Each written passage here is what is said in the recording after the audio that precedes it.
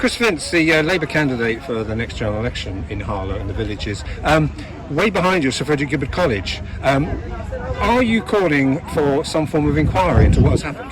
Well, absolutely. I think the public deserves to know how this scandals have been allowed to happen. We've got a situation where we've got a building behind us that cost, upwards of £25 million to build that now has to be brought down. At the same time, we know that a lot of young people are going to have their education affected by what's happened, and our heart goes out to them and their parents who are obviously facing really anxious time. So clearly the priority needs to be first and foremost ensuring that those young people have as little disruption as possible, and it's about us all working together. But absolutely, this needs to be thoroughly investigated. We need an independent public inquiry into how this has been allowed to happen.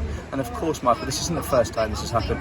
This business that they contracted to put this building together put two other buildings that have also been brought down earlier this year. So questions absolutely needs to be asked. And I have to say the statement from Nick Gibb, one of the Halfon's colleagues in the Department of Education, saying that this is dangerous if there's extreme weather, is really, really concerning. And I'm sure that many parents of children that go to school at SFG will be rightly concerned about this. So absolutely there needs to be an independent and public inquiry, and absolutely I will be calling for that. And we've got several questions here, but one, for example, it's the 1,200 pupils from the year 6s going into year 7, 2 weeks' time, to the year 13 is going to set their second part of their second year of their A-level.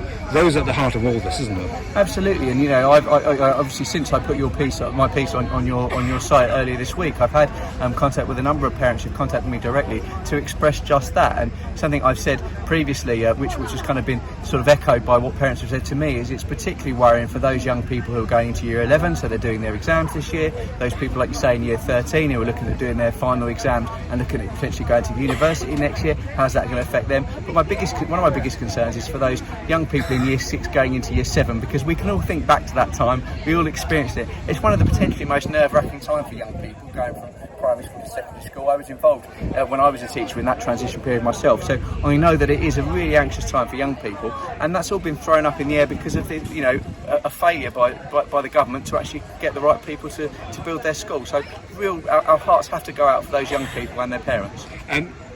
You'll be accused of playing politics. You've been accused of playing politics. Are you playing politics? Well, no, this is a political decision that's been made by the Department of Education to use this contractor. Questions need to be answered. My role in the chamber as the leader of the opposition is to scrutinise decisions that have been made. This is a clear decision that's been made by government that is the wrong decision. It's absolutely correct that I'm scrutinising it. Ultimately, I want what everybody in this town wants, which is young people to have not to have their education disrupted. But I think it's fair to say, Michael, if I was silent on this particular issue, you'd be asking why. So absolutely, I reject the idea that I'm playing politics. This was a political decision. They've made the wrong decision, and now they need to be held accountable. Just one more question. We're hearing from yourselves, Robert Halfon. We're hearing from spokespersons for the Department of Education. We're hearing from, ministers, construction organisations. Do you think we need to get, for the benefit of the parents, need to get everybody in the same room, some form of question time, and hold some sort of meeting? Well, I think that needs to be part of that investigation, Michael. I mean, I'm meeting with parents on Friday. I've been asked into Pembrey by the outgoing head teacher of that school, Mr. Costa, to talk to parents. Obviously, for me, it's a case of listening and continuing to push for a public inquiry. But actually, you're right to say that people like Mr. Halfon in his role as Education Minister, Nick Gibb and those others in the Department of Education need to be answering questions, because we need to get to the bottom of who's made this decision and why. Because actually, if they've picked this company that clearly weren't fit and able to provide a school and potentially put young people at risk, we need to know why, and there needs to be a thorough investigation. So again, my heart goes out to all those young people and their parents that have been affected by this, and we need to have answers. Chris Vince, thank you very much for your time.